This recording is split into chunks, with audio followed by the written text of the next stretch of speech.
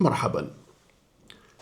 طفلك يشخر أثناء النوم، لا تقل هذا أمر طبيعي. الطفل الذي يشخر أثناء النوم ليس طبيعيا دائما. دعوني أصدمكم بحقيقة لا يعرفها كثير من الآباء والأمهات. الشخير عند الطفل ليس علامة على النوم العميق، وقد يكون أحيانا صرخة استغاثة من جسمه.